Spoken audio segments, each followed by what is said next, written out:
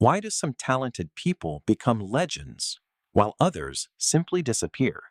Every year, thousands of exceptionally gifted individuals enter the great arenas of human ambition. They possess the raw skill, the flawless technique, and the pristine resumes. Yet, when the lights burn brightest and the pressure turns suffocating, the vast majority fade into the background, becoming footnotes in the stories of others. We have been told the same comfortable lie about success for decades, but the history of genuine greatness proves something far darker. We are conditioned to believe that compliance, harmony, and subverting yourself to the collective are the ultimate virtues. But within the first 20 seconds of a crisis, that illusion shatters. By the end of this video, you will understand a harsh psychological reality that completely changes how you view the tension between the group and your own hidden potential. Look closely at the architecture of modern society. Our institutions, our workplaces, and even our sports academies are designed to industrialize the genius out of the individual. We value the safe, predictable cog over the volatile masterpiece. We praise the person who passes the responsibility along, blending seamlessly into the system. But here is the strange part. The very trait we vilify as toxic in public, an uncompromising singular self-obsession, is the exact trait required to achieve the impossible. When you look at the figures who historically revolutionized their fields, they did not merely operate within a system, they possessed a terrifying internal weight that bent the system to their absolute will. Why do we look at this unyielding drive and call it a defect? This is the exact ideological fault line exposed by a radical psychological experiment known as Blue Lock. On the surface, it masquerades as a story about football, but it is actually a brutal philosophical treatise on the human condition. It strips away the comforting doctrine of collective harmony and replaces it with a stark, isolated pressure cooker. The narrative visually manifests our social conditioning as heavy, choking chains wrapped around the necks of its players. These chains represent the invisible contracts we sign with society to keep those around us comfortable. We are taught that to step forward alone is an act of arrogance.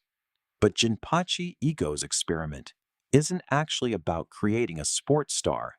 It's a structural assault on the concept of collective humility. What happens when you finally decide to break those chains? To understand the load-bearing architecture of this mindset, we have to look past modern platitudes and turn to Friedrich Nietzsche. Nietzsche recognized that human societies naturally develop a defense mechanism he called herd morality. The herd values safety, predictability, and equality above all else, instinctively banding together to pull down the exceptional individual who threatens their comfort. To rise above, one must possess what Nietzsche defined as the will to power, the foundational drive to manifest one's internal strength, create independent values, and conquer the instinct to conform. Most people lines up to misunderstand this philosophy as simple, shallow arrogance. But Nietzsche realized it is actually the ultimate form of absolute responsibility. It means refusing to blame the system, the environment, or the team when you fail to execute your vision. Are you using the group as a shield to hide your own fear of inadequacy? This completely changes when you look at the true anatomy of an elite ego. True egoism is not the loud, fragile vanity of the insecure, shouting for attention. It is a quiet, self-generated reality that does not depend on external validation. In the crucible of high performance, this is represented by the constant shattering and reconstructing of puzzle pieces. When the environment shifts, the weak ego shatters permanently, clinging to its old identity. The hyper-individualist treats their own psyche as an ongoing evolutionary project, willingly destroying parts of themselves to adapt and dominate. In a crucial moment, choosing to hand your responsibility to another person is not an act of beautiful teamwork. It is an act of psychological cowardice. It is an evasion of the burden of greatness. There is one line from the project's creator that explains the terrifying cost of this transformation. Only those who lose cleanly can truly birth a new monster within.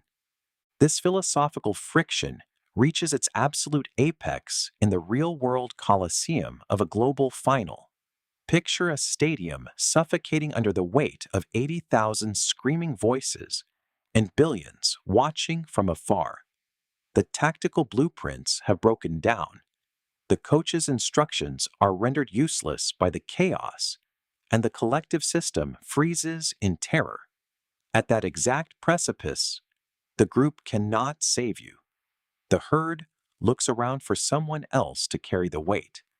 It is at this precise moment of paralysis that humanity relies entirely on the hyper-individualist, the person with a delusional self-belief, to demand the ball, step into the storm, and take the final shot alone.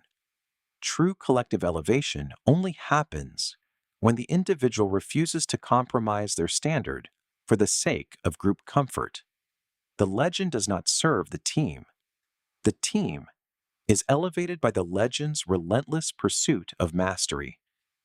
The hidden trap of your life is the seduction of the comfortable group.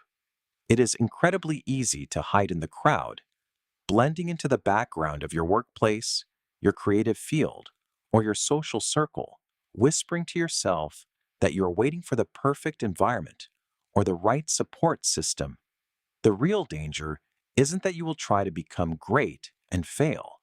The danger is that you will compromise your individual spark to keep the peace, gradually fading into an unrecognizable echo of the crowd.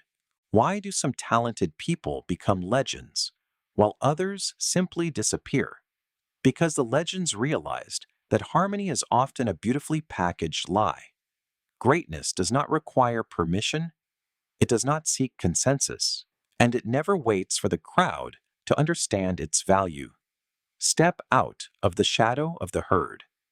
If you are ready to stop hiding in the system and start building your own reality, subscribe to Anime Explained by Leah I, and let us break the chains together.